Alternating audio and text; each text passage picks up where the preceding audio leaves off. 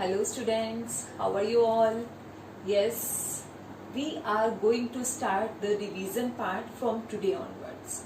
13th chapter we have already done. First test we have done. Many of the tests will come very soon. So yes, now we are going to start with our revision part from the back side of the chapters, like from chapter 9, that is soil.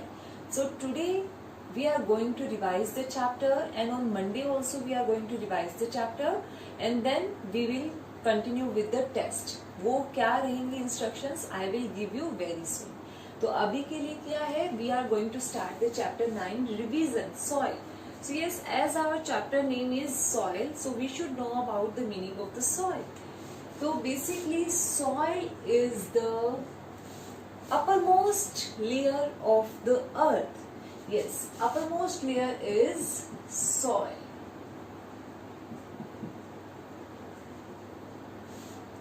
So yes, the topmost layer in which we are actually in contact, that is soil. So yes, it is a natural resource. Natural means we are getting it from the nature, we can't form it in the laboratory. So yes, that's why it is known as a natural thing.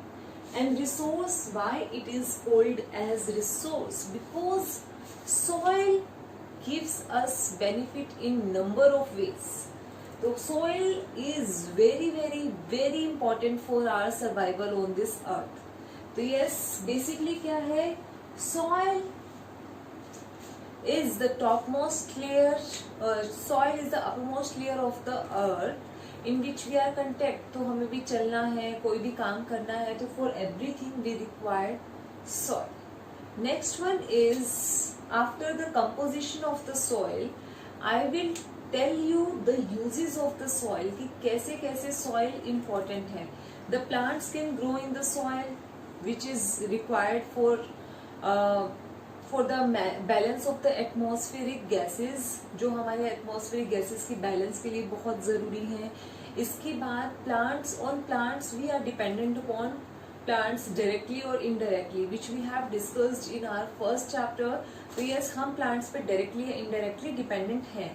तो yes, ये भी yes, many of the uses of the soil we are going to discuss after the composition of the soil, because that time we will come to know what are the things present in the soil and how are different things important for us. So yes, after that we are going to discuss the rest of the uses of the soil, but for now you should remember that thing, that soil is very important for us, for the survival of on this planet. ठीक है? So now it's a question that कि how the soil is formed. Soil है, वो हमारे लिए बहुत ज़रूरी है, but how the soil is formed इतना important है कि तो can we make it in the laboratory also? So yes, now next question is there is formation of the soil.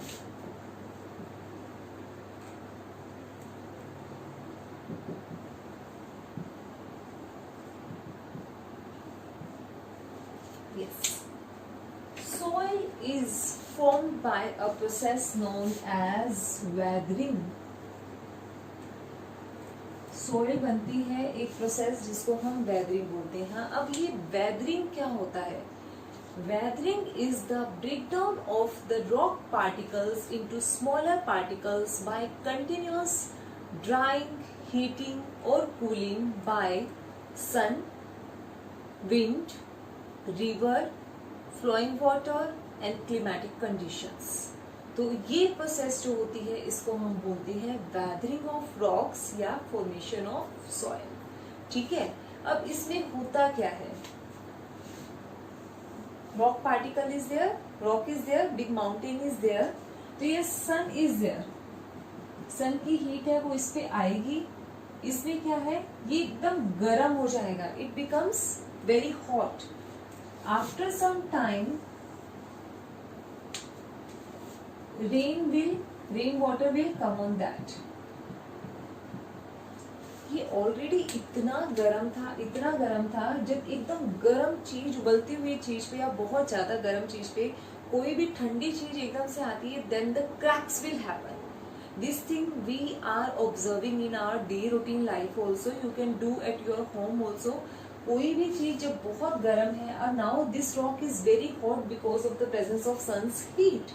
But when the rain water will come, it will flows down on this rock, then it will break it. उसमें cracks आ जाते हैं. Yes. तो cracks आ जाएंगे अलग अलग portion में. And when the continuous rain will come, then the rainwater will collect in the cracked portion. जो यहाँ पे cracked portion है, यहाँ पे rainwater collect होना start हो जाएगा. And when the winter will come, then this rainwater will cools down to form the ice. And ice is having more volume than the water. This thing you all know, I think so.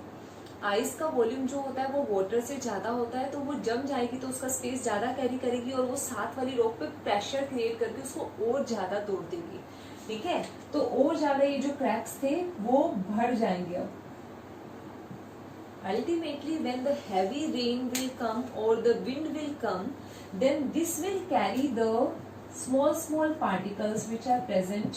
अभी टूटने की वजह से जो छोटे छोटे soil के particles बन गए हैं या रॉक के पार्टिकल्स बन गए हैं, they will flow down along with the air or along with the wind or the rain and settled at the base.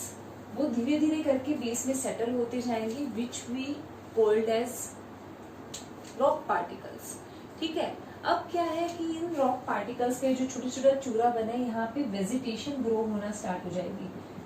कोई भी एनिमल रहने लग जाएगा यहाँ पे. ठीक है, और यहाँ पे प्लांटेशन होने लग जाएगी because of the natural factors. When they will die, they will merge into the soil which is present there. ये मर के या कोई एक दूसरे पे हमला करके एक दूसरे को मार के जब ये खत्म हो जाएंगे, then it is known as organic matter. जो भी लिविंग मैटर होता है उन सबको हम बोलते हैं organic matter. When the organic matter like plants and animals dies, their dead particles enter into the soil, which makes the humus content in the soil. So it will make humus content. Humus is basically dead and decaying organic matter, like dead and decaying plants and animals. तो वो humus बनाएंगे. So this humus and this rock particles together makes a soil. So इस तरह से हमारे पास soil बनी, and this process is known as weathering of the rocks. So this is the process, that is how the soil is formed. And you can think so कि sun की heating से पहले वो गर्म हुई, then after that it cools down, it dries down and then again heat down. तो मतलब it's a continuous process. So soil formation is a continuous process. ऐसा नहीं है कि आज हुई कल नहीं हो रही है, परसों हुई अगले दिन नहीं हो रही है. No, either we can observe it और नॉट. हमें चाहे पता चले चाहे ना पता चले, but in nature it is going on continuously. So it is a continuous process. And second thing, it is a very slow process. बहुत ही स्लो है for the formation of even 1 centimeter of the layer. 1 centimeter of the soil layer, for the formation of that it will take millions of years. इतना time लग जाता है because this is a natural phenomena, this is not in our control. तो nature जब चाहेगी, जब उसको गर्म करेगी, ठंडा करेगी, तो बहुत ही स्लो प्रोसेस है. तो it will take thousands of years. तो yes, that is why we can't form the soil in the laboratory. It is a natural phenomena. अगर नेचर में टॉप मोस्ट लेयर चली गई, कोरोड हो गई, इरोड हो गई, then no way to recover it. हम उसको दोबारा लेबोरेटरी में नहीं बना पाएंगे. That is why we are saying कि प्लांटिंग ट्रीज एंड ट्रीज, वो हम आगे आने वाले चैप्टर में भी रीड करते हैं. ठीक है, सो soil formation is a continuous and a slow process.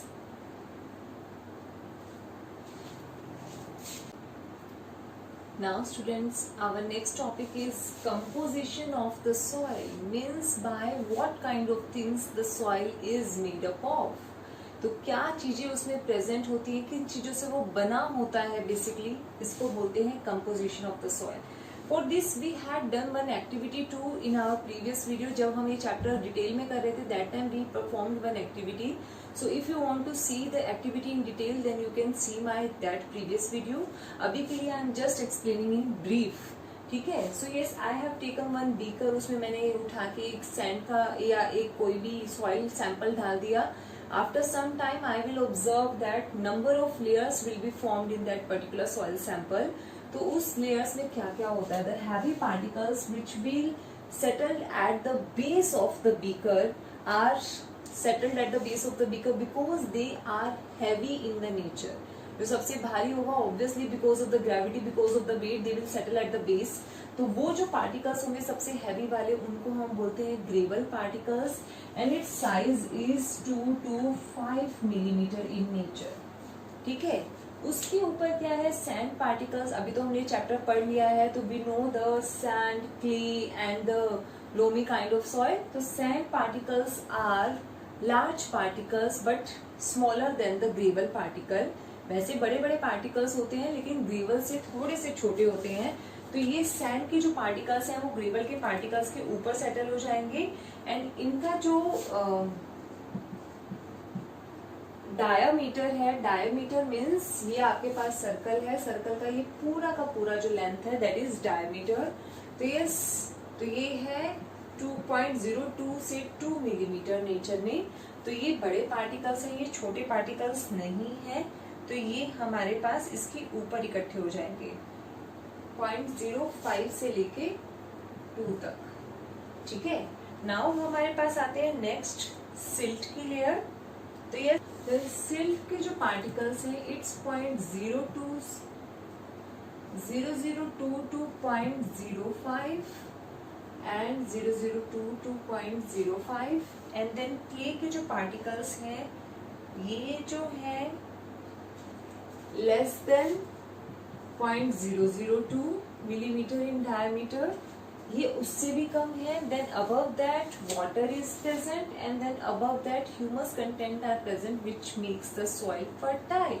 So these are the things by which soil is made up of. But except that air, minerals are also present in the soil. Air particle तो हर जगह ही होते हैं, minerals भी इसमें present होते हैं. Second third layer में वो भी हम डिस्कस करेंगे. तो मिनरल्स भी प्रेजेंट हैं इसमें and except that it is a home for many of the organisms, micro organisms, bacteria,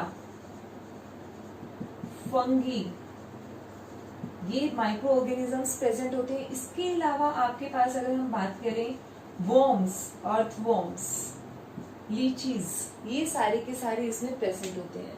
so this is a composition of the soil but except that many other things are also present in this soil. Yes, earthworms are not the composition, it is also present in the soil. So these are the things which are present in the soil. तो अभी हम बात करेंगे the functions of the soil. अब कैसे कैसे ये हमारे लिए important है.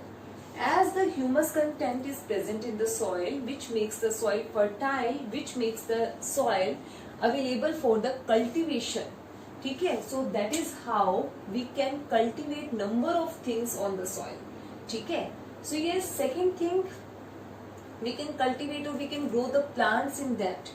Plants maintain the air balance. Oxygen वो रिलीज करते हैं एंड CO2 वो इनटेक करते हैं जिसकी वजह से एक बैलेंस मेंटेन रहता है which is important for our survival.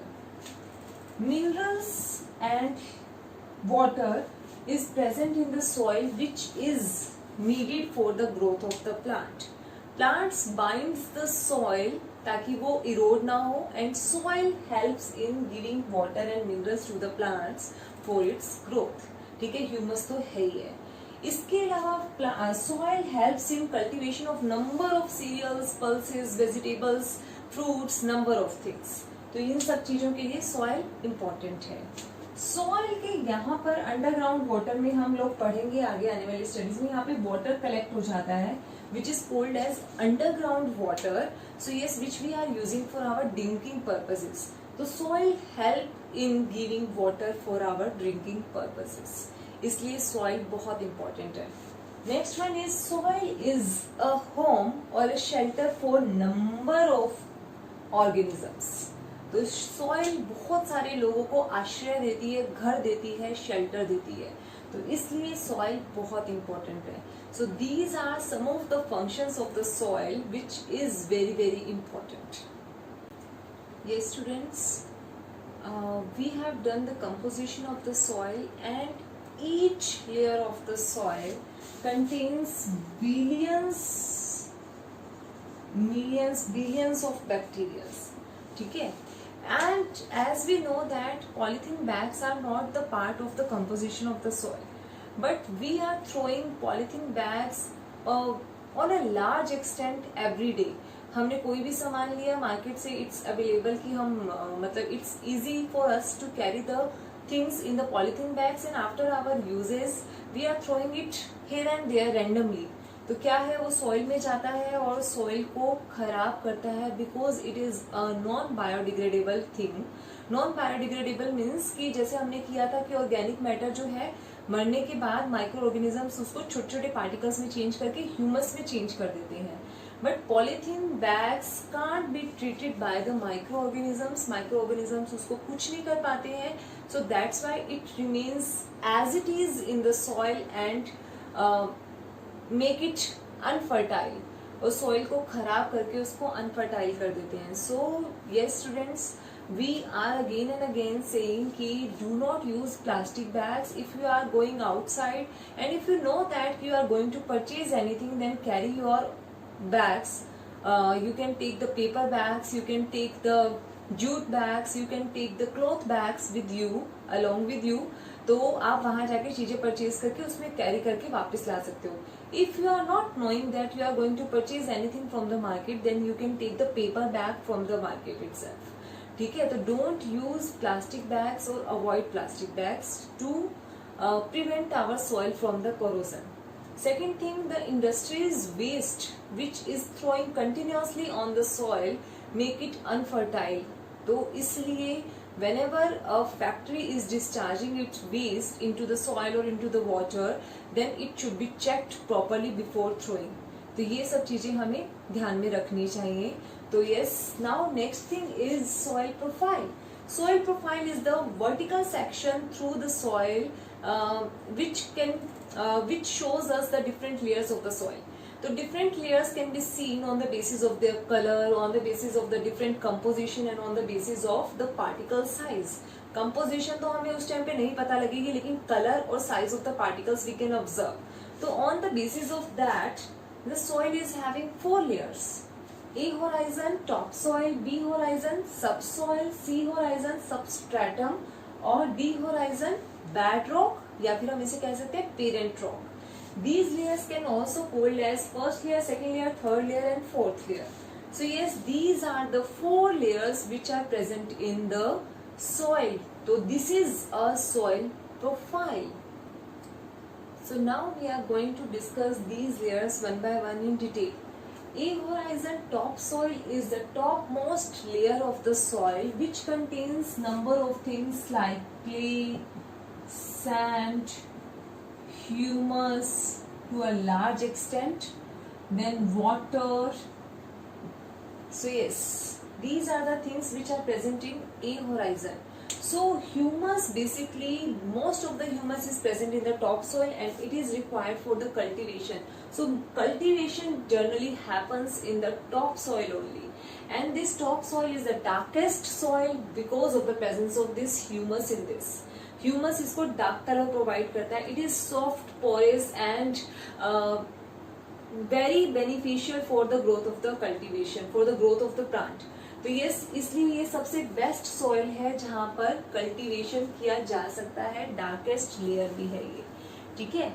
It can retain water, ये पानी को अपने अंदर रख सकता है. So which is needed for the growth of the plant. And it is a shelter for many of the things which we discussed now also. Bacteria, fungi, earthworms, leeches, बहुत सारे organisms के लिए ये घर provide करता है. Now next layer is the B horizon or the subsoil. इसमें basically क्या है, बहुत ज़्यादा कुछ नहीं होता है. minerals, very small amount of humus, and small amount of water is available here. So basically some of the plants roots penetrates in this layer from where it gets the minerals and water. So basically you know that ki water is minerals and waters are required by the growth of the plant, and it is absorbed by the roots of the plants. So these roots takes this minerals and water from this layer actually. It is the hard and non-porous layer. बहुत hard होती है, बहुत ज्यादा hard भी नहीं, लेकिन comparative to top soil it is harder. तो ये हार्ड होती है, नॉन पोरस होती है, और ये स्लाइटली लाइट इन कलर होती है as compare to top soil, क्योंकि ह्यूमस कंटेंट इसमें कम होता है. ठीक है, तो ये सब क्वालिटीज जो है ये आपको याद करनी पड़ेंगी. इसमें बेसिकली आयरन ऑक्साइड भी होता है, आयरन ऑक्साइड भी होता है. Now next layer is the C horizon और सबस्ट्रेटम. ये क्या है? It is hard, non porous, it is having cracks and crevices. मतलब इसमें क्रैक्स वगैरह इस तरह का जो बड़े बड़े पार्टिकल्स हैं उनके बीच में क्रैक्स हो जाता है. It does not hold much water, it is not having any humus content. तो ये बेसिकली ऐसी लेयर होती है. Last one is the bed rock और द पेरेंट रॉक. ये क्या है? ये बहुत बड़े बड़े रॉक पार्टिकल से मिलकर बनी हुई है, और ये इतना नीचे होती है due to the pressure, due to the temperature, they merge into each other. ये सारे के सारे सॉइल पार्टिकल्स जो है, बड़े बड़े रॉक पार्टिकल्स जो है वो मर्ज हो जाते हैं. They become so hardest. It is the hardest layer of the soil. It is so much hard we can't dig into it. इतनी हार्ड हो जाती है कि हम उसको डिग भी नहीं कर सकते. ठीक है, सो बेसिकली यहाँ पे क्या है, पानी कलेक्ट हो जाता है which is used as a reservoir, जो हम अंडरग्राउंड वाटर बोलते हैं, जो मैं अभी बात भी कर रही थी. तो this underground water we are using as the drinking for the drinking purposes. तो ये बेसिकली बाद में हम जो भी बेल्स को डिग करते हैं या फिर कभी भी कुछ भी डिग करके जब हम पाइपलाइंस वगैरह लगाते हैं, तो वो पानी कहाँ से लेती है? The water they collect from the underground water. तो वो वाटर यहाँ पर प्रेजेंट है which can be used as the drinking purposes. So yes, these are the different layers of the soil, and these are the different purposes or the functions of this soil. So yes, this is about the soil profile, and this is about this video. So yes, thank you for watching. Thank you.